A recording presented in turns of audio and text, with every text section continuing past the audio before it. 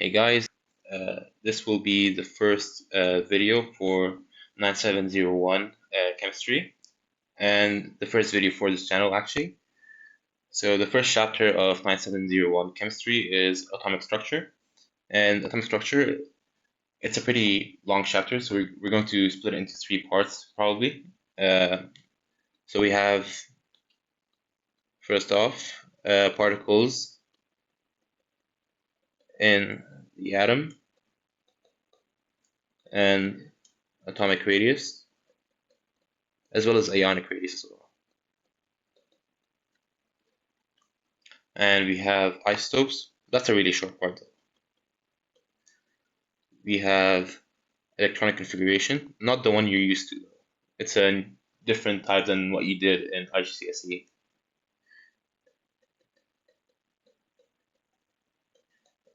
And lastly, we have ionization energy, which is a completely new topic for you.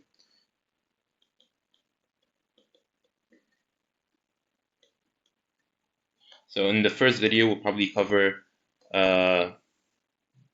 particles in the atom and atomic radius and the isotopes. That's video 1. Electronic configuration is going to be probably video 2 with ionization energy, or if electronic configuration takes too long, we're going to do ionization energy in a separate video. So that's basically how it's going to be. So let's get started. So the first part is particles in the atom and atomic radius. I have the objectives here if you want to go through them, but I'm not going to go through them personally, but you can if you want to. So first up, structure of the atom. All matter is composed of atom, as you know, which is the smallest parts of an element that can take place in chemical reactions. They're mostly made up of empty space around a very, very dense nucleus, which contains protons, which are positively charged particles, and neutrons, neutral particles with no charge. And that's why the nucleus has an overall positive charge. The nucleus is surrounded by negatively charged particles called electrons, and these are found in orbitals surrounding the nucleus.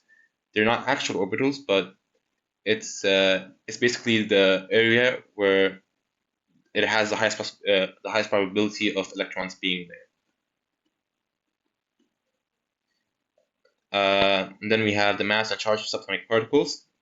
Just a disclaimer: these masses and charges are relative to each other. It's not they're not actual masses and charges of the particles. They're just relative masses and charges to each other. So protons and neutrons, they have a relative mass of 1. While electrons have a relative mass of 1 over 1,836, or negligible, but in the exam, you just write 0. Relative charge, proton is +1, because it's a positive charge.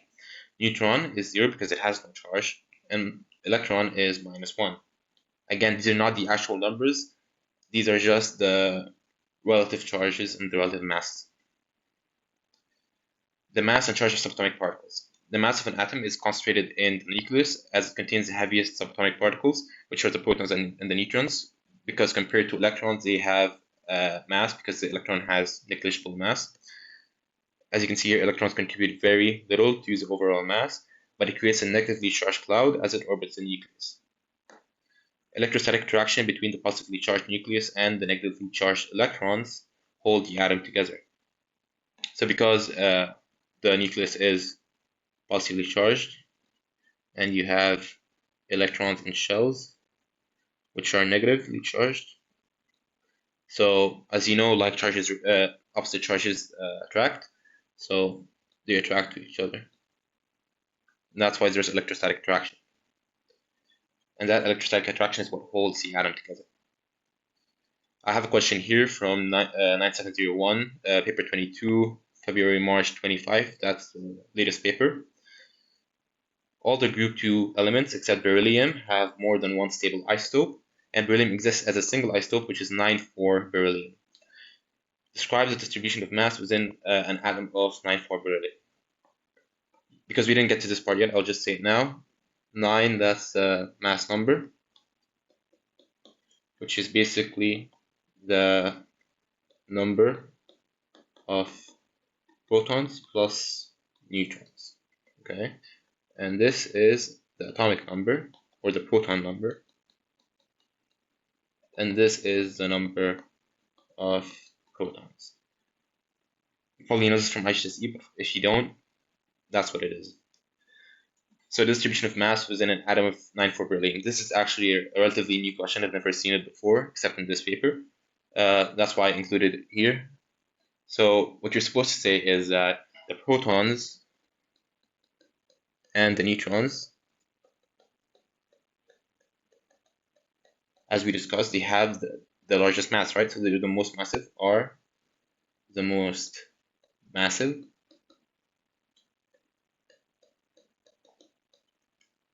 and are in the nucleus.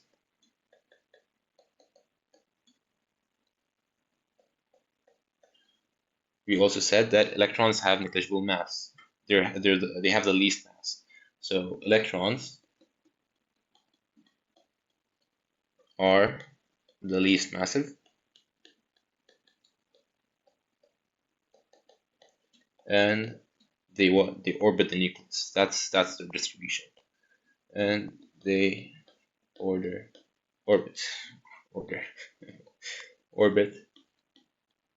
the nucleus.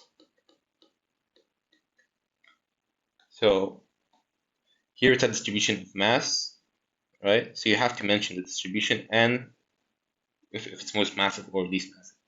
So that's why you mentioned the distribution. So you have to say in the nucleus, you have to say they orbit the nucleus. Okay.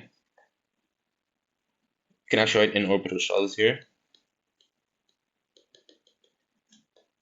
Doesn't matter though. So the 2 marks are, so you have a mark for protons are the most massive and in the nucleus. That's 1 mark. And then electrons are the least massive and they orbit the nucleus in orbital shells. That's the 2nd mark. That's 2 marks. Behavior of subatomic particles in an electric field. So without explaining much, I'm just going to show you a question which pretty much explains everything you need to know about this. So this is from 9701, paper 22, FM25, the same paper as the last one.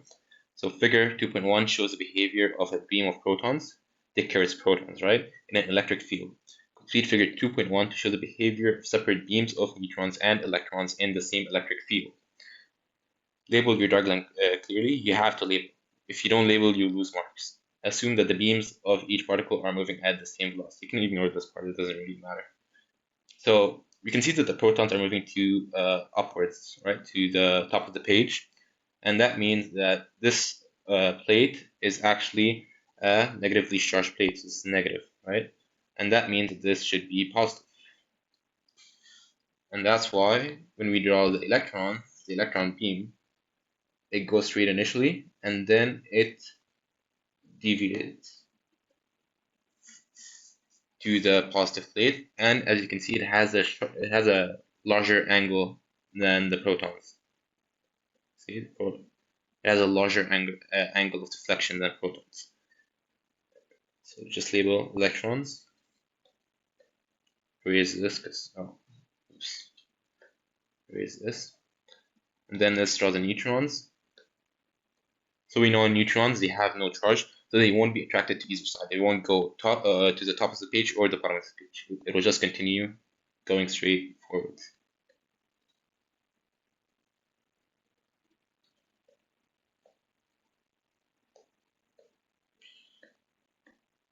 And you have to indicate the arrow, by the way. So just write here beam of neutrons. Actually here, write E minus, just write beam of electrons. A really important point is make sure that the angle for the electrons is greater than the angle of the protons. The angle of deflection.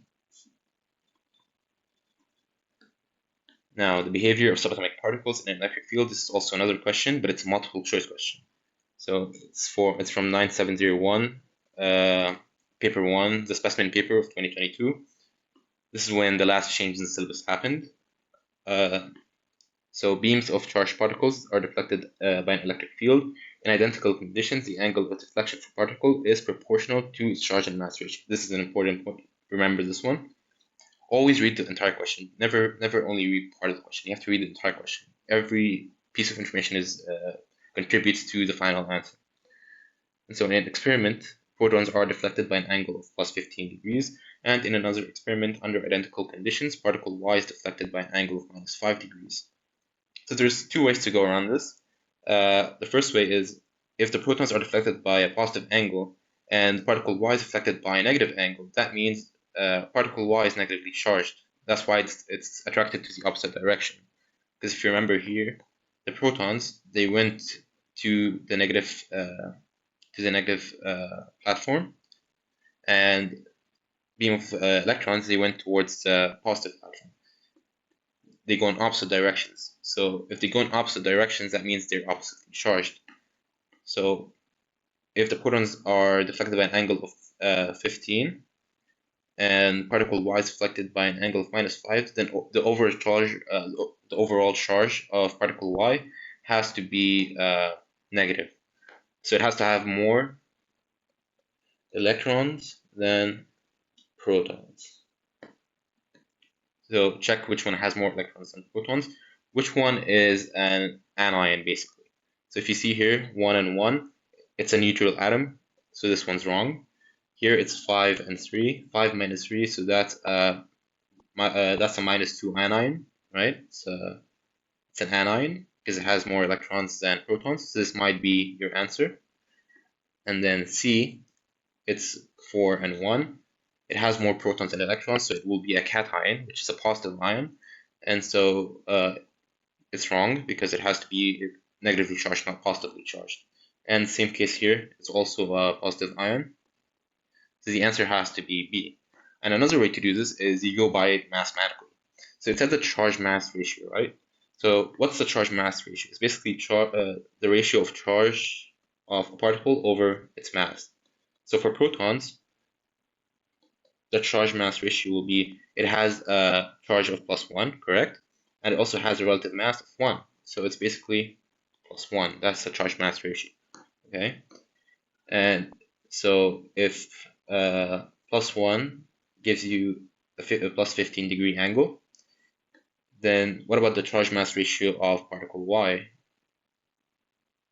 So that we can actually calculate each one, but I'm just going to calculate B, okay? So the charge mass ratio for B is going to be the charge is 5 minus 3, sorry, minus 5 plus 3, because electrons are negatives, so that's why you put a negative sign before the 5, and then you do over the mass, so that's over 3, sorry, over 6 actually, because the neutrons, take care of the neutrons. So it's 3 plus 3, so over 6, and that's going to be minus 2 over 6, which is minus 1 over 3. So if the charge mass ratio is minus 1 over 3, then what is the angle here? That's why you multiply by 15, so because plus 1 charge mass ratio gives you 15 degrees angle, so times 15, that's going to give you minus 15 over 3, which is minus 5 degrees, which is the angle that they gave here. So that's two ways to go over this question. Yeah, let's move on. So subatomic structure of an atom. So we have the atomic number, which is also called the proton number, and that's the number of protons in the nucleus of an atom, and it has the symbol Z. And the mass number, also known as the nucleon number. Why nucleon number? Because they're in the nucleus. It's both the protons and the neutrons. They're both inside the nucleus. That's why it's called nucleon number. The number of protons and neutrons in the nucleus of an atom and has symbol A. I'm pretty sure you have to know these two definitions. They don't come up much, but you should probably know them. They're not that hard to remember. So to find the number of neutrons for any atom, you have to do the mass number minus the atomic number, because the mass number has protons and neutrons, while atomic number is only protons, so you only get neutrons remaining. Again, so A, that's a mass number. Why does it do that? Mass number. And Z is the atomic number. Okay. Subatomic structure of ions. So atoms, they're neutral, right? They have no overall charge. But ions, they're charged because they form due to the gain or loss of electrons. So when you have an atom and it loses an electron, it has more protons than electrons. So they have more positively charged particles than negatively charged particles.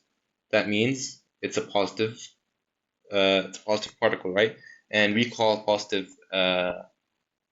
these positive particles ions, right? So that's a cation. Positive ions are called cations. You can see here, positively charged ions are called cations, and they're formed by the loss of electrons, as it has more protons than electrons.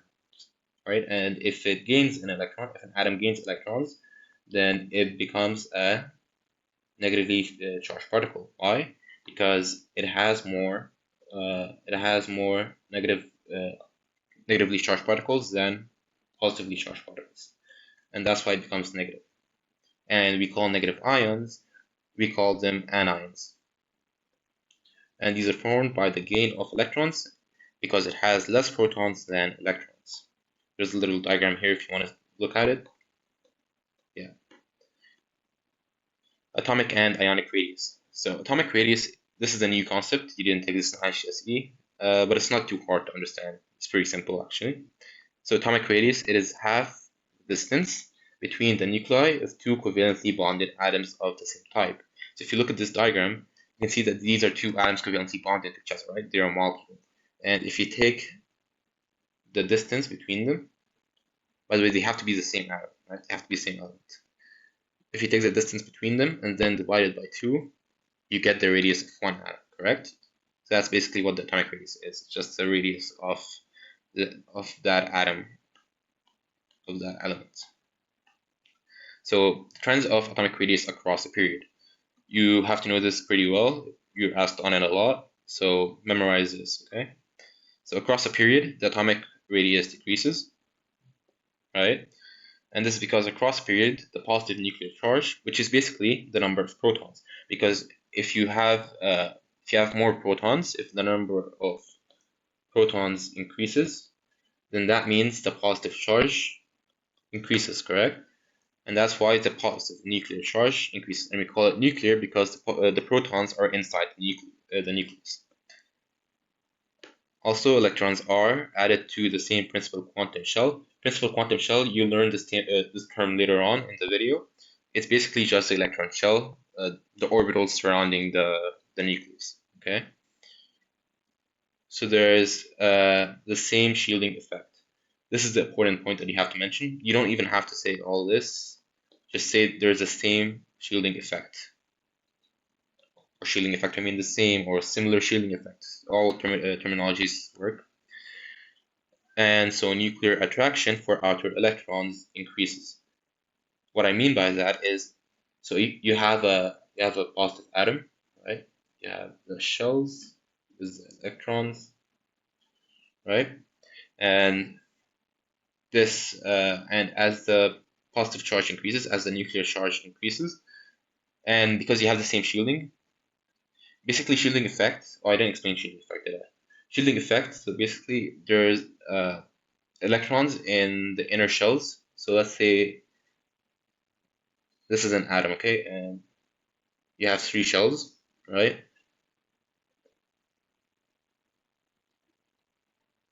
So let's change colors. So you have this electron and these electrons. They're both negative, right? And because they're negatives, we know that like charges repel. So the electrons in the inner shells, they are repelling the electrons in the outer shells, right? So they're repelling each other, they're pushing each other away, and because of that, the electrons, they're getting further away from the nucleus technically, and that's why the nuclear attraction for it decreases, because the attraction between the nucleus and the electrons decreases because of the shielding, because they're pushing each other away. It's easier to lose an electron when they're pushing each other away. That's why the nuclear attraction increases when you have the same shielding.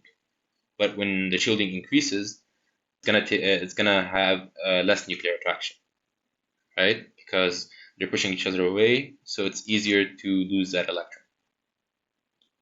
But here it remains the same, so it has no effect really. But you do have to mention that it remains the same. Okay, so the nuclear attraction for outer electrons increases, and the atomic radius plus decreases. So let's go over it again. So the positive nuclear charge increases. You have to mention this. And then electrons are added to the same principal quantum shell, so there is the same shielding effect. You don't have to mention electrons are added to the same principal quantum shell, but you do have to mention that there is the same shielding effect, right? And because the nuclear charge increases and there is the same shielding effect, the nuclear attraction increases, because as the number of protons increases, the more the positive charge increases, so the more pull it has on the electrons, because the negative charge remains the same because there's no more electrons, because there's no more shielding, right? So they're attracted to the nucleus more, and that's why the atomic radius decreases. So you have to say these points that are highlighted in green, and that's it. Now down a group, the atomic radius increases, and why is that? Because don't mind this, it's down a group. Sorry. Okay. So although the nuclear charge increases, mention that as well. More principal quantum shells are added. You don't have to mention more principal quantum shells, but it's better to do so, I guess. And there is a greater shielding effect, right? Because here, down a group, more shells are being added. Because let's say you're in group 2, period 1, right? You have period 2, right? So you have beryllium, then magnesium, then calcium, strontium, right? And it starts off small and then it gets bigger, bigger, and bigger. Why does it get bigger? Because more shells are being added, right? Because you know period numbers, they correspond to the number of shells, right? So this has 1 shell, this has 2 shells, this has 3 shells, this has 4 shells. So as the number of shells increases, that means there's more inner shells, right? There's magnesium has 1 inner shell, calcium has 2 now, strontium has 3, sorry. So the more inner shells it has, the more repulsion there is going to be, right? And that's why there's a greater shielding effect. And so the increase in shielding effect outweighs the increase in the nuclear charge. This is important, right? Because as I said before, the nuclear charge, it causes the nuclear attraction for outer electrons to increase, right? But because here the shielding effect, it actually it's greater than the increase in the nuclear charge, and that's why it outweighs it. That's why the nuclear attraction for outer electrons actually decreases. It doesn't increase, it decreases. That's all you have to say. You only have to say nuclear charge increases. There is a greater shielding effect. Increase in shielding effect outweighs the increase in nuclear charge, so nuclear attraction for outer electron. The nuclear attraction for outer electrons decreases. Here's a diagram for you to look at. So as you can see down a group, it increases, right? You have helium, then lithium gets a little bigger, then sodium, and then potassium, and then rubidium, cesium. And you also have across a period, this to period 3. So Na and then Mg get smaller, just a little bit smaller, and then aluminum gets smaller, then silicon, phosphorus, sulfur, chlorine, argon. You can see that it gets smaller across the period, right? So just remember this. Now the trends of the ionic radius. So the ionic radius increases with increasing negative charge. This is a bit confusing, but just stay with me, right? So negative ions, they're formed by accepting electrons, while nuclear charge remains the same, because the proton number, the number of protons, it's the same, it doesn't change. It's the same element. So, but it accepts electrons, right? And then anions, they have more electrons than their corresponding atom, correct? And that causes it to have a greater negative charge. And because there's more electrons in the same shell. So let's say you had in the outer shell you had 3 electrons. Now you have 2, and these now you have 4. Okay, and now these electrons, they're repelling each other, right? Because like charges repel, so they're pushing each other away. It's easier to lose an electron that way, and that's why the nuclear attraction for outer electrons decreases, right? So you have to mention that negative ions are formed by accepting electrons. No, actually, you don't have to mention that. Sorry, you only have to mention nuclear charge. Nuclear charge remains the same. Anions have more electrons in their corresponding atom. So there is more electron repulsion in the same shell. So nuclear attraction for outer electrons decreases.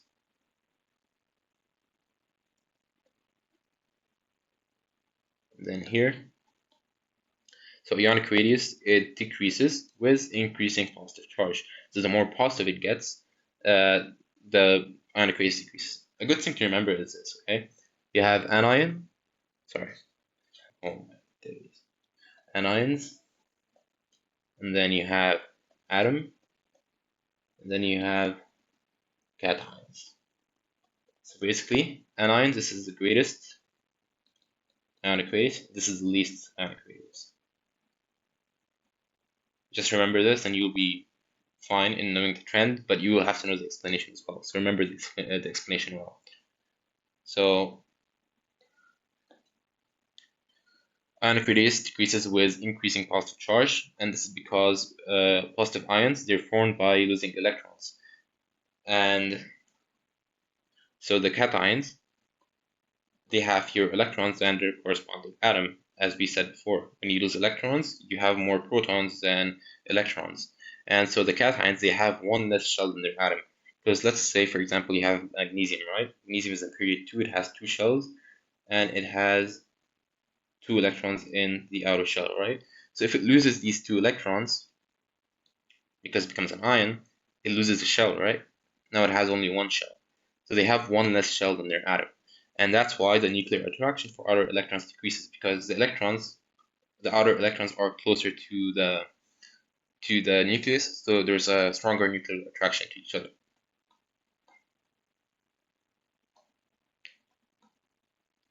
And that's a diagram here, so you can see that with increasing positive charge, it gets smaller. So lithium +1 is this big, and then you have beryllium 2+, which is this big, and then boron 3+, this big, right? And you can see that with decreasing negative charge, it gets smaller as well, and with increasing negative charge, it gets bigger.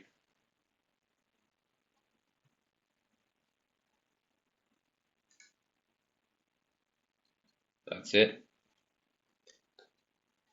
here. So basically what you say is cations have fewer electrons than their corresponding atom, and so cations have 1 less shell than their atom, and nuclear attraction for outer electrons increases. You always have to mention nuclear attraction. It's a very important point. Now isotopes. So I gave these objectives here as well. You can go through them if you want. You don't have to, but just for your understanding. For example, here you can see that you need to know the definition of this term. So if you want to know what you need to know, this is how you know. So isotopes, they are different atoms of an element with the same number of protons, but different number of neutrons. So basically, they have a different number of neutrons, but the number of protons remains the same. So the atomic number remains the same, but the mass number changes.